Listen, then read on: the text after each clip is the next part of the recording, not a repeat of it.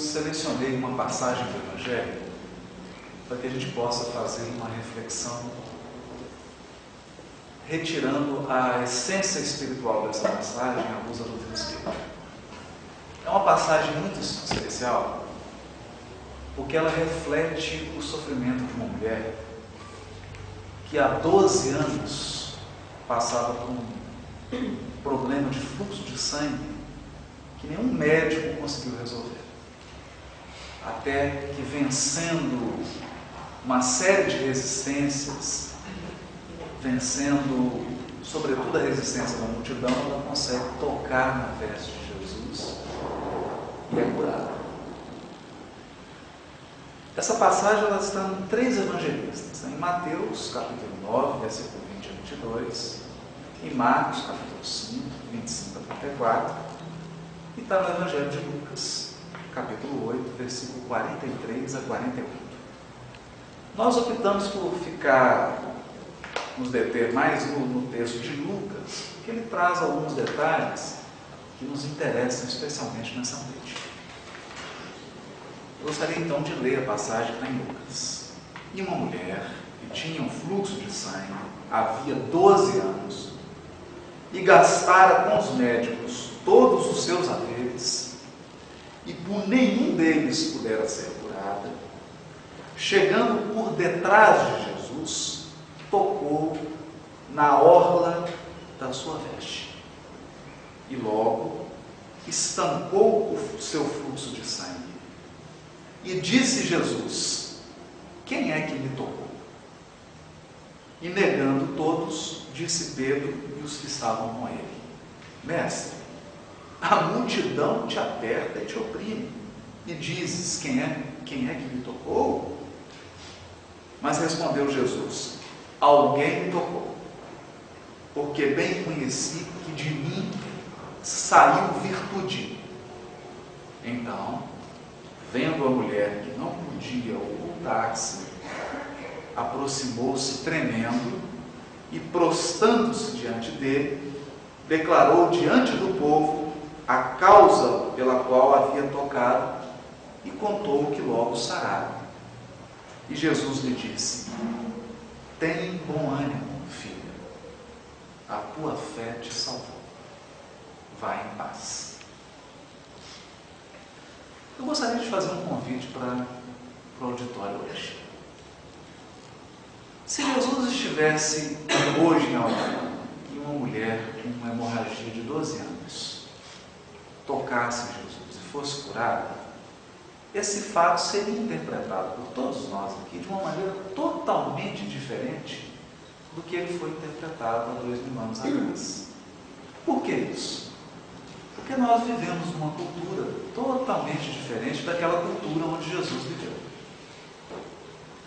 Por isso, o convite que eu tenho a fazer hoje é que a gente faça uma viagem ao tempo de Jesus e abra o coração para entender o que significava, na Palestina do primeiro século, uma mulher apresentar um fluxo de sangue, uma hemorragia. E principalmente uma hemorragia que durava 12 anos. Bom, na cultura do povo hebreu, durante o período do ciclo menstrual da mulher, ela era considerada impura. E nenhuma pessoa poderia ter contato físico com uma mulher enquanto ela estivesse nesse período de sangramento. O contato com o sangue de animal ou de ser humano era considerado um motivo de impureza, e a pessoa que tivesse esse contato precisava passar por um ritual de purificação. Onde que está isso? Está no livro de Levítico, capítulo 15, versículo 19 a 30, que diz assim: mas a mulher, quando tiver fluxo, e o seu fluxo de sangue estiver na sua carne, ficará 7 dias separada, e qualquer que a tocar ficará imundo até a tarde. Olha que interessante. E a pessoa que tivesse esse contato com a mulher que se tornava impura, precisava se apresentar ao sacerdote para que ele fizesse um ritual de purificação. E qual era o ritual de purificação? Está em Levítico, capítulo 10, versículo 10 a 14. O ritual era o seguinte. Desculpa, estou lendo outro trecho aqui. No capítulo 15 ainda. Salvo se a pessoa não tivesse recurso, ela pegava 2 passarinhos. Esse passarinho, o sacerdote matava o passarinho e o sangue do passarinho era colocado naquela bacia onde era feito o sacrifício. Depois de feito esse sacrifício, a pessoa que tocou na mulher era purificada. Por que eu estou trazendo esses fatos? Se uma mulher, pelo fato de estar menstruada, era considerada impura, vamos imaginar a situação dessa mulher que há 12 anos tinha uma hemorragia incurável. Vocês já imaginaram o sofrimento dessa mulher? Ninguém podia tocá-la. Ela era considerada uma criatura imunda, afastada. Vamos tentar imaginar a solidão dessa mulher. O que passava pelo coração e pela mente dela? Ela devia se enxergar como a criatura mais pecadora do mundo. Porque o que ela fez para enfrentar um sofrimento tão grande desse? Talvez familiares evitassem o toque. E mesmo assim, depois de um sofrimento tão longo, ela ainda encontrou forças para ir até Jesus. A multidão em torno de Jesus, que não permitia que ninguém se aproximasse. E mais, ela teve coragem de tocar Jesus. Olha, não poderia fazer isso. Porque qualquer pessoa que ela tocasse se tornava impura, segundo a cultura. Não podia tocar ninguém. A mulher com fluxo de sangue que tocasse alguém era punida pela cultura do povo hebreu. Ela, contrariando, teve coragem para isso, correndo o risco de ser punida, procurou Jesus e tocou na orla do vestido. Tocou na orla. Por isso que quando Jesus pergunta quem me tocou, e ela se apresenta, ela está tremendo, está com medo. Com medo que Jesus a repreendesse. Qual seria a interpretação de todas as pessoas que estavam acompanhando Jesus? Que pelo fato dela ter tocado Jesus, ela tinha tornado Jesus impuro. Olha que coisa interessante. Segundo as expectativas culturais dele. Mas é isso que nós vamos analisar hoje, tentando extrair o espírito da letra. Qual o significado disso tudo? Bom, antes de mais nada, uma vez entendida então a situação dessa mulher, agora a gente consegue avaliar o grau de sofrimento, o grau de solidão que essa mulher enfrentava, o preconceito religioso e cultural que estava marcando essa mulher. Quando ela toca Jesus, não é um toque qualquer. Não é um toque qualquer. Ela toca Jesus na orla do vestido, na beirada do vestido. E aqui merece um comentário especial, porque não é à toa que ela tocou na orla. Poderia ter tocado em outra parte da veste, e ela toca na orla. Segundo a tradição do povo judeu, o homem, na sua túnica, deveria ter bordado, deveria ter um bordado no final da veste. Esse bordado era chamado de orla. Como é que era feito esse bordado? Era feito com uma linha azul. Uma linha azul. Isso é um mandamento. Onde que está isso? Está no livro de Números, capítulo 15, versículo 38 a 41. Eu vou pedir permissão para ler, porque é muito interessante.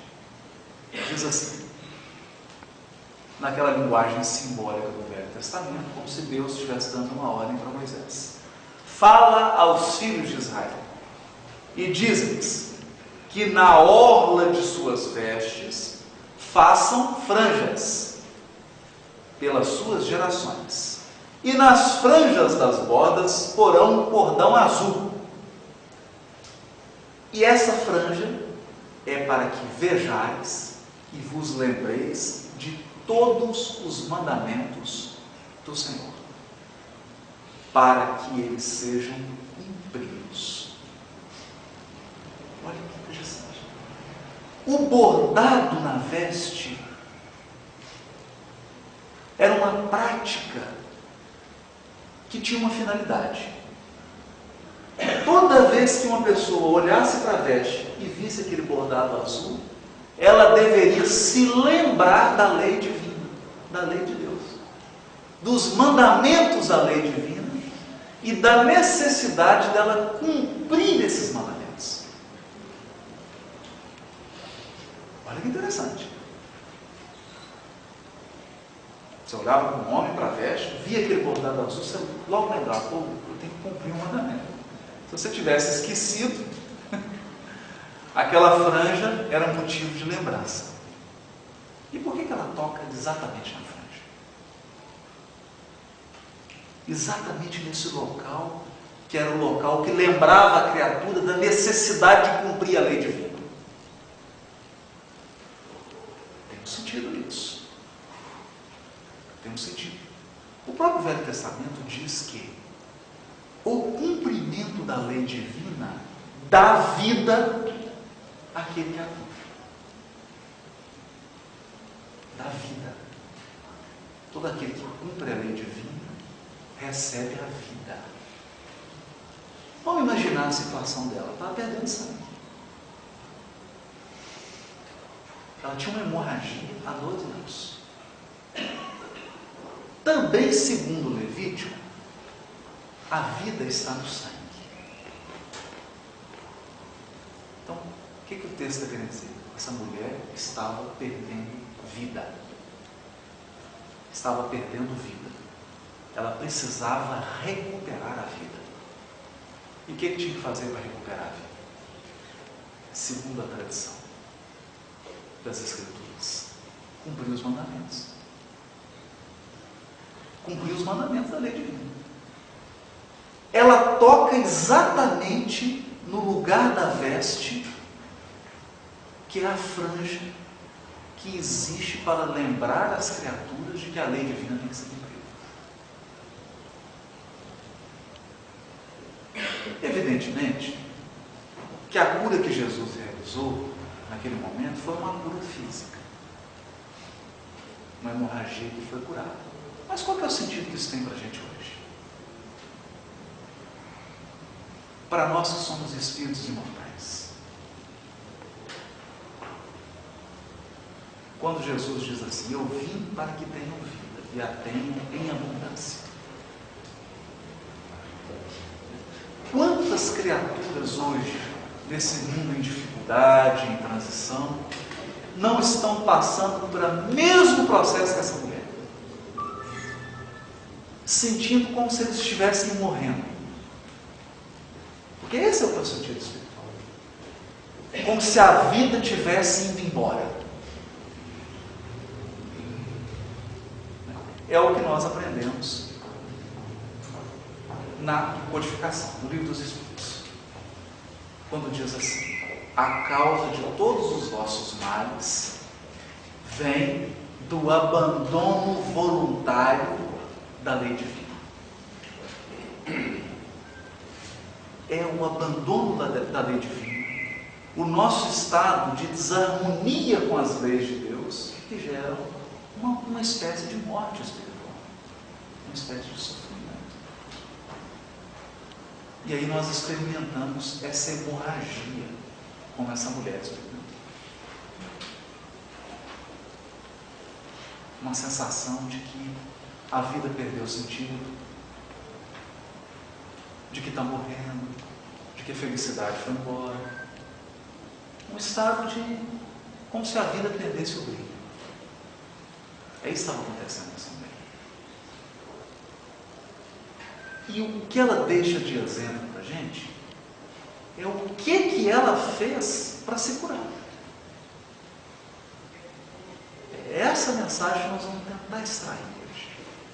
O que essa mulher fez para ir em busca da cura?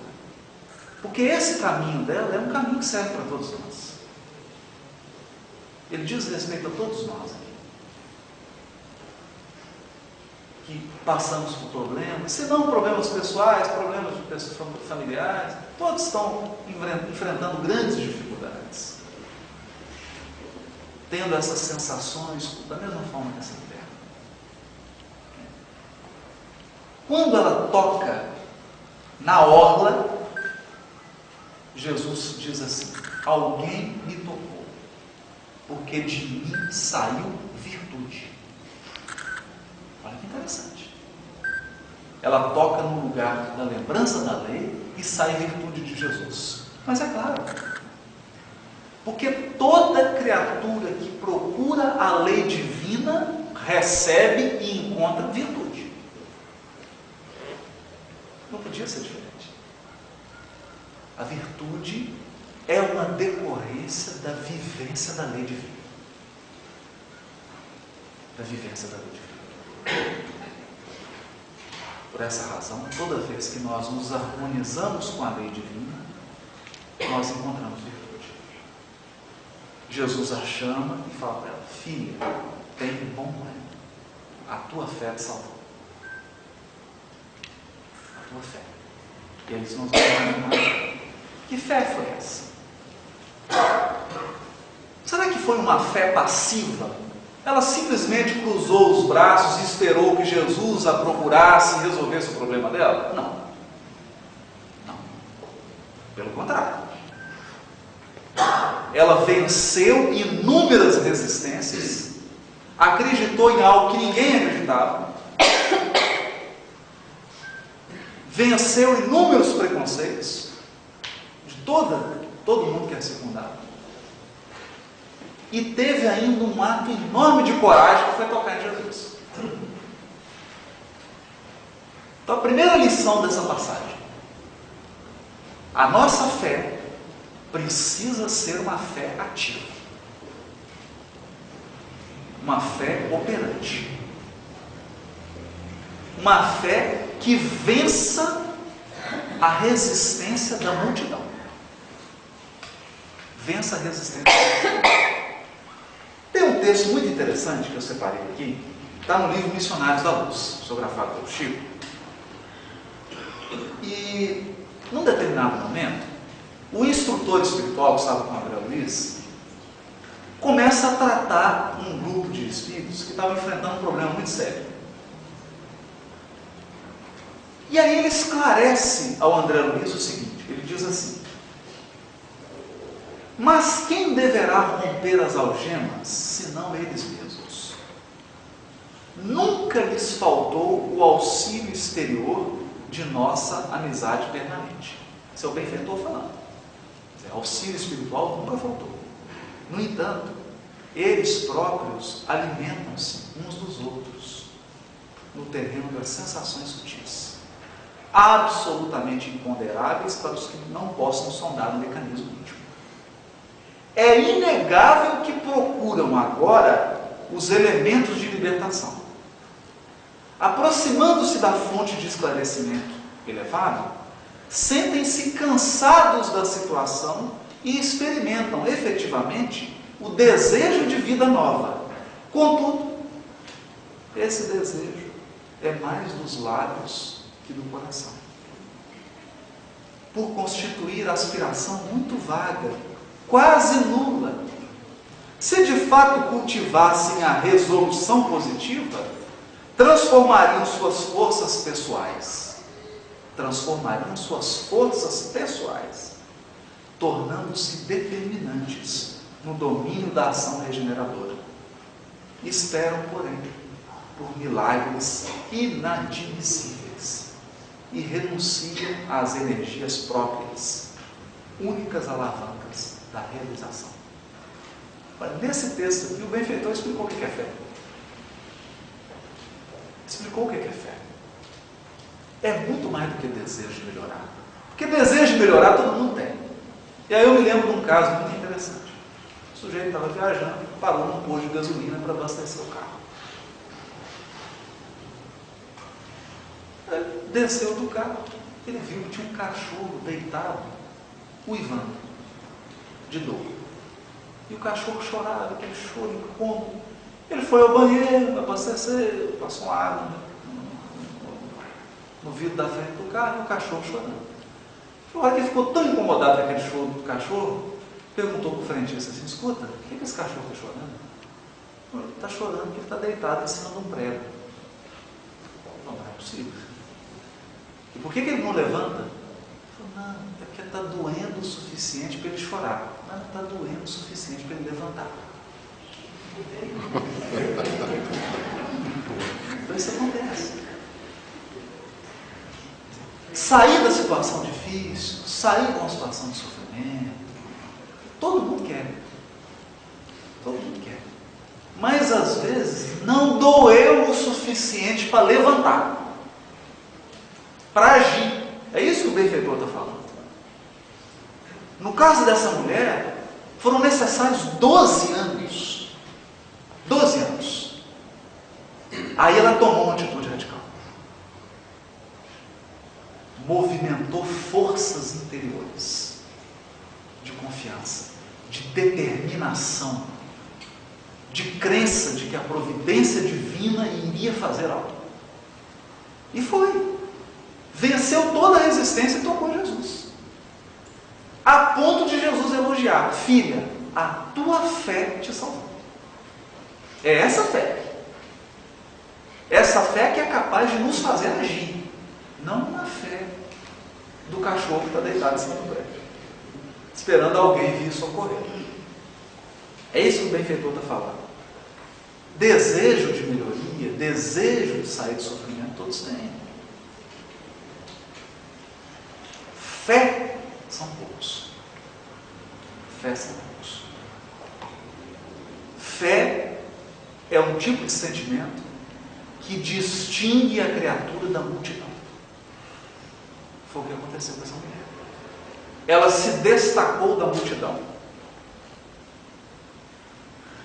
O Emmanuel adverte no capítulo 47 do Pão Nosso. Ele fala assim: a multidão não saberá dispensar carinho e admiração, senão aqueles que lhe satisfazem as exigências e caprichos. Enquanto você está satisfazendo exigências e caprichos da multidão, você está na multidão. Apenas quando você age de uma maneira diferenciada, muitas vezes contrariando a multidão, você realmente inicia a sua jornada rumo ao Cristo. Uma jornada de ascensão espiritual. E isso é muito importante. Foi o que a mulher fez. Vencer essa rotina, vencer esse lugar comum, que transforma a quase maioria dos encarnados em criaturas que dão a impressão de que estão dormindo. Porque a maioria das criaturas, quando encarnam, quando estão no corpo de carne, dormem para as questões espirituais.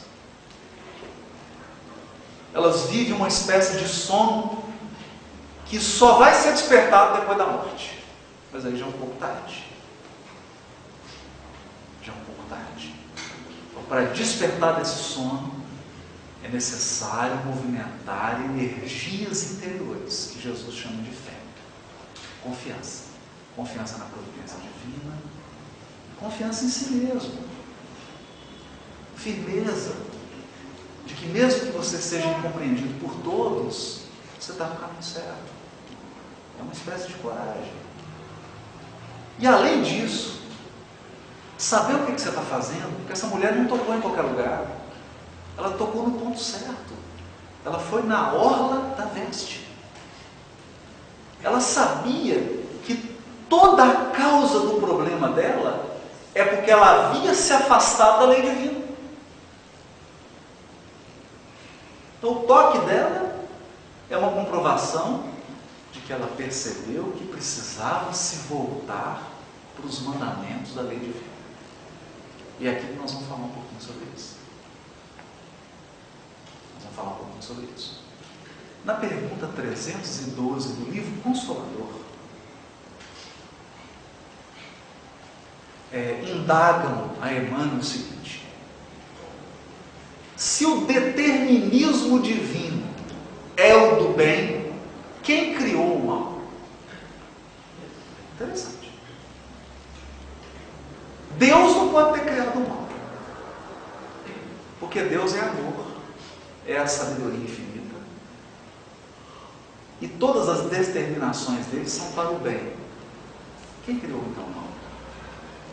E aí o Emmanuel dá uma resposta interessantíssima que vai ajudar a gente a esclarecer essa passagem. Ele diz assim: o homem, o ser humano, confiando mais em si mesmo do que na providência divina, transforma a sua fragilidade em foco de ações contrárias a essa lei. Eis o mal. Nós vamos parar aqui para interpretar esse parágrafo. Daria, viu, José? Dá uma palestra inteira, só essa parágrafo do Emmanuel. O homem, confiando mais em si mesmo que na providência divina, transforma a sua fragilidade em foco de ações contrárias à providência divina. Emmanuel está dizendo o seguinte: não há ser humano que não confie e que não tenha fé. Não há. Todo mundo tem fé em algo. Porque sem fé é impossível viver. A questão é: onde você deposita a sua fé? Esse é o ponto. Você tem fé. Você entrou num ônibus, você confia. Se você não confiar, você não entra. Você vai confiar a sua vida a um motorista que você nem conhece? Ou num avião, por exemplo? Sabe lá se o piloto está bem? Se ele acordou bem naquele dia? Se o avião está sem problema? Então, quando você entra no avião, é um ato de fé. Quando você come, se alimenta, é um ato de fé, porque você confia que seu estômago vai funcionar. Porque se não funcionar, todo mundo aqui sabe o que acontece. Então, a nossa vida é um ato contínuo de fé. Você precisa confiar. Se você não confiar, você vai passar por um cruzamento, o sinal está verde para você. Você tem que confiar que a pessoa vai respeitar o sinal vermelho. Se você não confiar, você não atravessa. Entende? A questão é: onde depositar a confiança? Tem duas opções: na providência divina ou apenas em si mesmo. Apenas em si mesmo. O homem confiando mais em si mesmo que na providência. Porque nós temos que confiar na mente, claro. Tem que ter autoconfiança, senão você não realiza nada. O problema não é esse. O problema é quando você confia mais em você mesmo que em Deus. Aí é um problema sério. E qual que é o problema? Quando a criatura confia mais em si mesmo do que em Deus, ela tira Deus do centro e coloca ela no centro.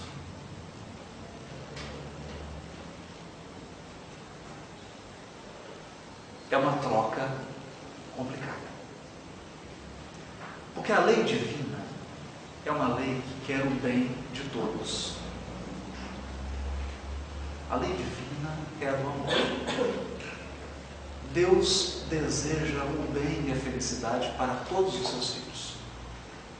Quando eu me coloco no centro, eu afasto a lei divina e crio lei própria, leis próprias. Para as leis próprias, qual que é a regra? Se está bom para mim, ótimo, não interessa o outro. Não é assim? Criatura que vive em torno de si mesmo. Eu falo assim, eu estou feliz. Se o outro está do meu lado, esse é o problema dele. Eu estando bem, o resto que se vive. Isso é o quê? Isso é egoísmo. E egoísmo é o quê? É o homem no centro. Esse é o câncer da humanidade. É o câncer da humanidade. O ser humano no centro. O egoísmo e o orgulho. Egoísmo e orgulho. E o que é orgulho e egoísmo? O orgulho é o seguinte: eu sou o melhor. E o egoísmo é tudo para mim. Vamos ser sinceros. Não é esse o mal da humanidade? Esse é o mal da humanidade. Esse é o mal. Porque se Deus for colocado no centro, o pensamento tem que mudar. Eu não sou melhor do que ninguém, porque todos são meus irmãos. Cada um tem seu valor. Eu sou apenas um filho, uma peça a mais. Se Deus está no centro, não tem que estar bom só para mim, tem que estar bom para todos. É o que a espiritualidade responde no capítulo do Livro dos Espíritos chamado Lei Divina ou Natural. A lei divina tem por finalidade o bem de todos. O bem de todos. Então, enquanto houver uma lágrima sobre a terra, não está bom. Tem que estar bom para todos. Olha que coisa interessante. Que coisa interessante. Na busca pela felicidade, o ser humano tira Deus do centro e busca uma felicidade fantasiosa. Que ele coloca ele mesmo no centro. E passa a confiar mais em si mesmo do que na providência divina. Eis o mal. Porque o primeiro passo depois que você faz isso é prejudicar o semelhante. Porque você começa a pensar só em si mesmo.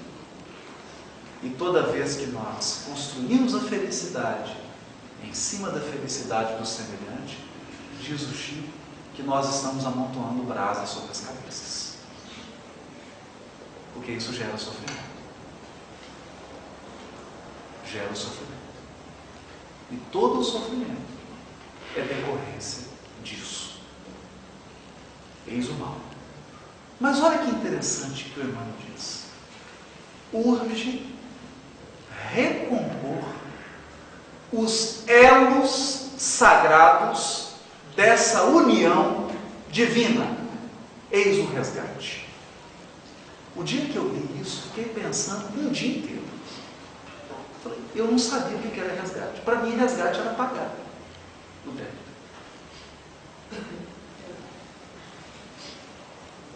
Resgate, vai pagar o débito. Não é assim que a gente pensa? Mas não é isso que Emmanuel responde.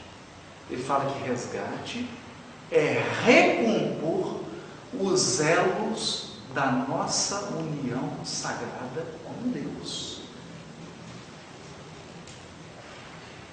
Há uma ligação sagrada entre cada criatura e Deus. Um laço eterno e sagrado. Nessa união divina, é preciso haver amor e respeito. Da parte de Deus, não há dúvida. Na parte de Deus, não há dúvida. Deus é um amor constante. Não está sujeito a mudança, nem a variação. A fidelidade, a bondade de Deus e a justiça divina não falham. E da nossa parte? Da nossa parte é que é a falha. Somos nós que rompemos o laço com a providência divina quando deixamos de confiar mais na providência e passamos a confiar única e exclusivamente em nós mesmos. E queremos abandonar a lei divina para criar uma lei própria, estabelecendo um regime próprio de evolução. Aí surge o mal. Porque se eu crio uma lei própria, ela é boa para mim, ela pode não ser boa para o Valdir. A lei divina é boa para todos. Então, quando eu troco a lei divina pela minha própria lei, eu estou trocando o ótimo por o mais ou menos. Estou trocando o ótimo, o perfeito, pelo imperfeito. Voltar-se para a lei divina é reatar os laços com Deus. E foi isso que essa mulher fez. Quando ela toca na orla de Jesus, simbolicamente, isso está querendo dizer o quê? Que ela está resgatando, ela está reatando os laços com Deus. E na hora que há o reatamento, na hora que esse laço se recompõe, o resultado é vida. Nós podemos comparar o seguinte: você pode viver de duas maneiras, confiando na providência divina ou confiando única e exclusivamente em você mesmo. Se você confia única e exclusivamente em você mesmo, você é um carro andando a 120 km por hora, mas a única gasolina é que está no tanque. Na hora que acabar não tem reposição, você vai parar. Você pode estar com o tanque cheio, está andando a 120 por hora, uma hora a gasolina vai acabar. Por quê? Porque não tem reposição. Você está por conta própria. Você está afastado da lei divina. Você está caminhando com suas próprias forças. Você pode ir longe, mas uma hora você vai parar. E a parada é dolorosa. Ao contrário de quem caminha unido à providência divina. Esse caminha às vezes a 40, 30 por hora. Mas constantemente o tanque dele é reabastecido. Não para nunca. Não para nunca. Porque a fonte de todos os bens é Deus. A providência divina está realimentando essa criatura constantemente. Ela passa por uma dificuldade, enfrenta um momento de tristeza, sente o impacto, mas daqui a pouco ela se recompõe, se enche novamente de energia espiritual, levanta a cabeça, ergue e continua a caminhar. Vem outra dificuldade, ela cai, levanta a cabeça de novo, se enche de confiança, sente a providência divina amparando ela, levanta e volta a caminhar. E ela pode cair mais 1000 vezes e vai se levantar 1000 vezes. Porque uma energia profunda e divina ampara essa criatura. Ao contrário da outra, que resolveu agir contrariamente à lei divina. Esse ele tem fôlego até um certo tempo. E Deus permite que essa criatura faça. Permite que ele esgote as energias próprias. Por quê? Porque é um aprendizado. Nós precisamos aprender. E às vezes o aprendizado é doloroso, mas é útil.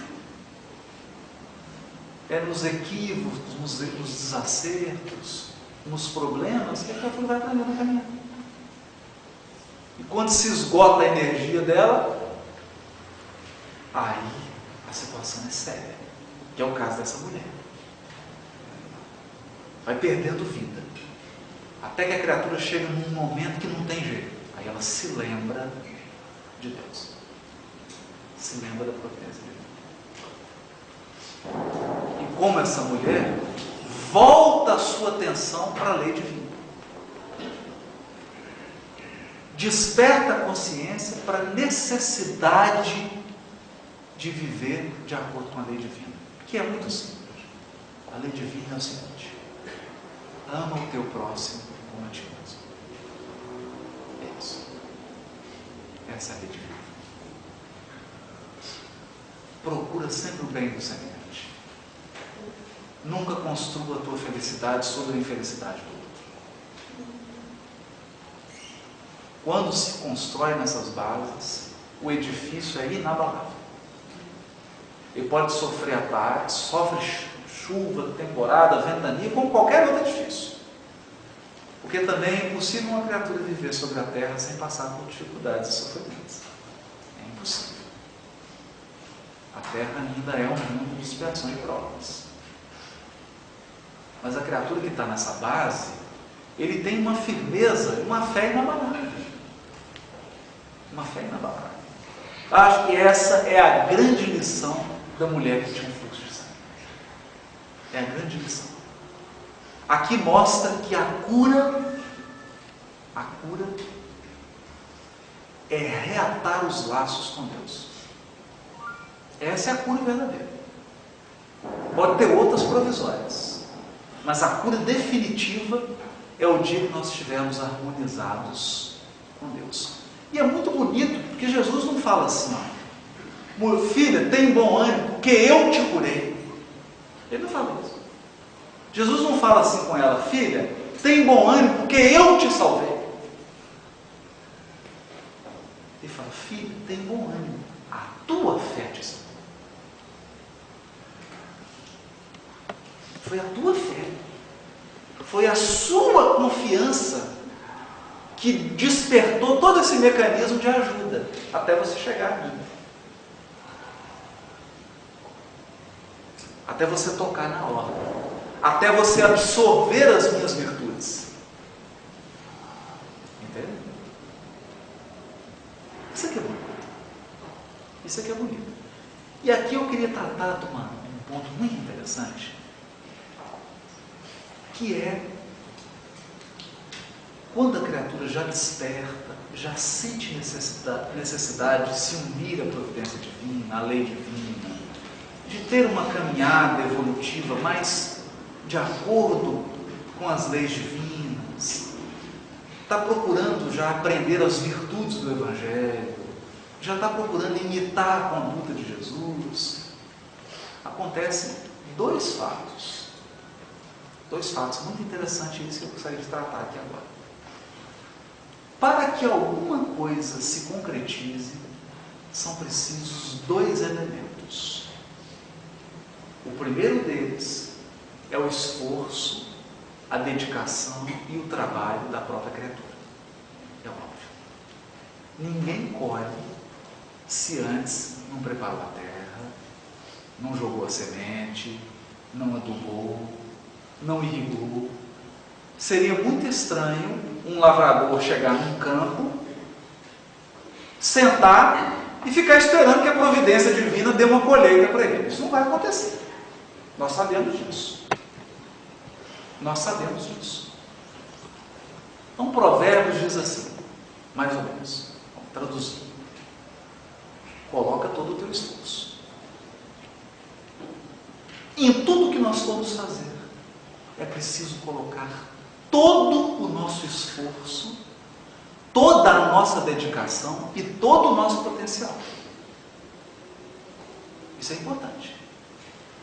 Se fôssemos agricultores, seria assim: ara a terra com todo cuidado, com toda a ciência, com toda a técnica, escolhe bem a semente, semeia de forma correta, aduba a terra, irriga o campo, faz tudo o que você tem que fazer. Mas eu pergunto, a colheita depende disso? Não. Todo agricultor sabe que ele pode ter feito tudo certo e a colheita dá errado. Querem ver? Pode vir uma tempestade e arrasar o campo. Pode vir uma geada e arrasar com tudo. Pode vir uma praga e destruir toda a plantação. Toda colheita depende não só do esforço humano, mas também de um outro componente. E esse outro componente é a ação da providência divina. a ação da providência divina. Se nós devemos colocar todo o esforço e usar todo o nosso potencial em todas as situações, é porque não pode haver falha por falta de esforço nosso. Esse é o segredo. Temos que colocar o máximo de esforço. Uma vez colocado o máximo de esforço, aguardar a resposta da providência divina. Por isso que Paulo fala assim: eu plantei, Apolo regou, mas Deus deu o crescimento. Quem dá o crescimento é Deus. Feito todo o esforço, aguarda a resposta da providência divina. Só que Deus fala de dois modos. Deus fala de duas maneiras. Ele espera você arar a terra, plantar, regar, adubar, cuidar, e aí vem a hora dele responder. E ele pode responder de duas formas. Primeira forma, todo mundo gosta dessa. É quando Deus fala: sim, você vai colher. E aí ele manda a chuva, manda o sol, na medida certa, tudo dá certo. E aí você tem aquela colheita maravilhosa. Realiza o seu objetivo, aquele plano. Você cuidou com todo carinho, se concretiza, aquele projeto deu certo. Deu certo. É como se a providência divina tivesse assinado assim: está homologado. Pode acontecer. Isso que você planejou pode acontecer. Todo mundo gosta disso, não gosta? Todo mundo gosta. Vamos fazer uma viagem, aí dá tudo certinho, você viaja, dá tudo certo, jogo, tudo. E assim N planos. Esse é um tipo de aprendizado. Quando Deus diz sim, Ele está nos ensinando a lição do esforço próprio. É como se Ele dissesse assim: continua agindo, você está aprendendo a trabalhar. Você está aprendendo a trabalhar. Eu estou te treinando a realizar. Você está sendo treinado na realização, na concretização. Tem uma outra resposta. Essa ninguém gosta. Que é quando Deus diz não. Você arou a terra, escolheu a semente, plantou, adubou, irrigou, fez tudo o que você podia fazer. E não aconteceu. Deu tudo errado.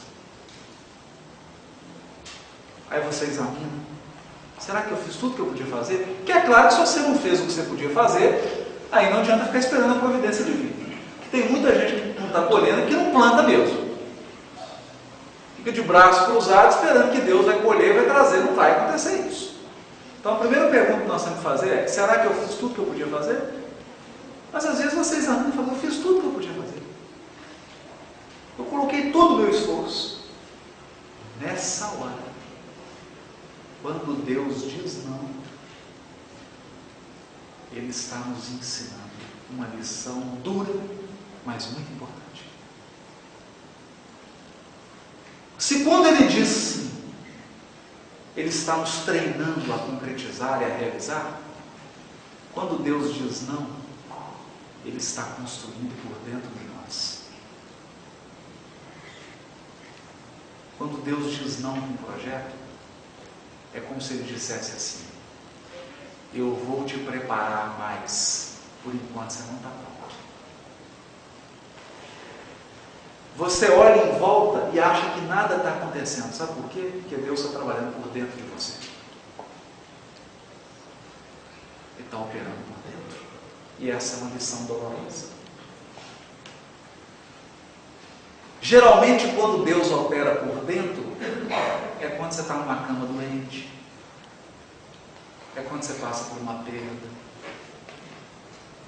quando você perde algum ente querido, quando você passa por algum revés econômico, financeiro, quando você está passando por algum tipo de problema que te imobiliza, você fala, oh meu Deus, eu estou conseguindo realizar, o que será que está acontecendo? Será que Deus me abandonou? A sensação é de abandono, porque você olha em volta e não vê Deus, sabe por quê? Porque Ele não está em volta, está dentro. Na abundância, Deus está em volta. Ele está do seu lado, está dizendo assim, ótimo, é isso mesmo. Agora você está treinando a ter resultado. Quando Ele não está em volta, Ele está dentro. Está te ensinando, está te burilando por dentro. E essa é a lição que a maioria das criaturas não gosta de ter. É a maioria da lição, a maioria das lições, que a gente fica contrariado e que muitos se afastam da providência divina, porque não entenderam o trabalho do Criador. Isso é muito bonito. Tem uma passagem, está no livro de Reis, com o profeta Elias, que ilustra muito bem isso. Porque todos nós, é claro que a gente quer só coisa boa acontecendo, não quer que nada dê errado, de preferência a gente não queria morrer, não queria passar por doença nenhuma, não quer separação nenhuma, não quer perder nada. Claro, esse é um anseio comum. Tem uma passagem com o profeta Elias que é muito interessante. Depois que ele faz todo o trabalho dele, ele comete um deslize e manda assassinar os sacerdotes da mulher do rei. Corta a cabeça de todos eles lá no Jordão. Aí a esposa do rei, a Jezabel, fica muito brava com ele e fala assim, agora eu quero a cabeça dele a qualquer custo. E faz uma perseguição a Elias. Então Elias tem que fugir. E ele foge daquela perseguição, ele que era o profeta, que tempos atrás ele tinha ido a um monte, pediu para descer fogo, desceu fogo do céu, ele estava se sentindo, ele estava se achando, né? Eu sou o profeta, todo poderoso, de repente estava sendo perseguido. Ele entra em depressão. Porque quando Deus diz sim, a gente fica todo alegre. Quando Deus diz não, aí o Elias não deu conta do não de Deus. Sentou debaixo de uma árvore e ficou deprimido. Não queria comer. Aí diz o texto assim, muito interessante, os anjos traziam comida para ele. Falou, come, Elias. Ele não queria comer. Estava deprimido. A gente fica assim, quando Deus diz não. Fica triste. Puxa, o que não aconteceu? Do jeito que eu planejei. Aí vem um anjo e fala assim, olha, eu estou falando na minha linguagem, né? Claro que na Bíblia não está assim. Elias, vem um recado para você lá de cima. É para você levantar agora, parar com esse negócio de depressão. Levanta agora e vai para o Monte Horebe, que Deus quer conversar com você. Ordens são ordens, né? Levantou e foi para o monte. Chegou lá, no monte, entrou numa caverna lá e ficou esperando. Aí o texto diz assim, olha que bonito. E deu uma ventania enorme que arrancava a árvore, balançava tudo e falou assim, Deus chegou. É agora, Deus chegou. Chega na ponta da caverna, é Deus, essa ventania, essa barulheira toda. Aí o texto fala assim, mas Deus não estava na ventania. Voltou todo decepcionado. Aí fala que começa a ter relâmpago, e relâmpago lá, e trovoada, e falou assim, agora é Deus. Não veio no vento, mas veio no relâmpago. E aí o texto fala assim, mas Deus não estava nos relâmpagos. E ele volta a dizer, se Deus não vem, falou que ia vir. Aí começa a tremer a terra, dá um terremoto. Começa a tremer tudo, a caverna, a terra inteira. Ele fala, agora é Deus. Ele fala assim, mas Deus não estava no terremoto. Mas Deus não vem. Mas aí o texto diz assim: soprou uma brisa suave. Olha só. Nem relâmpago, nem terremoto, nem ventania, nada de estardalhaço, nada de barulho, uma brisa suave. E uma voz suave diz para ele assim: Elias, sai para fora. Deus não resolve. O que está acontecendo? Quase. Tá, Jezabel me perseguindo, disse que é a minha cabeça. Eu estou moído. Vai querer me matar. Se ela me matar, não vai ter ninguém mais para dar continuidade ao teu trabalho. Quem que vai fazer o teu trabalho? Se me matar? Deus fala assim: Elias, olha só, passa o teu trabalho para Eliseu, que você vai sair de cena mesmo. Seu trabalho acabou. Eu vou te levar embora. Acabou. Você vai passar por Eliseu, vai nomear rei a Jeú, era um dos reis que eu escolhi, e você está achando que não tem ninguém para continuar seu trabalho? Eu já separei 7.000 homens para fazer meu trabalho. 7.000. Mas depois que eu li isso, é muito engraçado. Engraçado para mim que estou fora, né? Isso é muito triste por Elias, né? Mas para a gente que está de fora é engraçado. Eu fiquei pensando assim: como que o Elias não viu que Deus estava preparando 7.000 pessoas para continuar o trabalho? Como que ele não viu? Sabe por quê que ele não viu? Porque quando Deus diz não, Ele está operando em silêncio. Ele está agindo em silêncio, devagarinho. E quando Ele age devagarinho, a maioria das criaturas não percebe que Ele está agindo. Nós estamos mal acostumados. A gente só escuta Deus quando Ele vem com relâmpago, tremor, ventania, só quando vem resultado externo. Mas muitas vezes Deus opera em silêncio. Muitas vezes a solução de um grande problema que nós estamos enfrentando está sendo articulada pela providência divina sem que a gente se dê conta. A solução está sendo preparada sem que você perceba. Por quê? Diz Humberto de Campos no livro Boa Nova: porque Deus age em silêncio e não concorre com a vaidade das criaturas. Olha, Deus opera em silêncio e não concorre com a vaidade das criaturas. Nós somos vaidosos.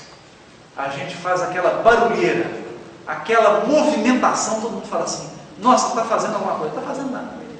Está só dando volta em si, fazendo barulho. E Deus não concorre com a gente. Quando nós estamos fazendo muito barulho, Ele está agindo em silêncio. Foi o que aconteceu com essa igreja. Foi o que aconteceu com essa mulher. 12 anos. 12 anos agindo em silêncio dentro dela. Até que foi construída fé suficiente para que ela fizesse algo. O dia que ela estava preparada, ela agiu. Aí a providência divina atendeu ao chamado dela. E ela então pôde experimentar a vida verdadeira, não vida física, mas aquela vida espiritual, aquele estado de paz interior, de felicidade íntima, que só tem aqueles que estão em plena harmonia com a lei divina. Meus irmãos, era isso que eu queria trazer com essa passagem. Espero ter clareado o exemplo grandioso dessa mulher e que a fé dela possa inspirar cada um de nós a agir e a sentir da mesma maneira.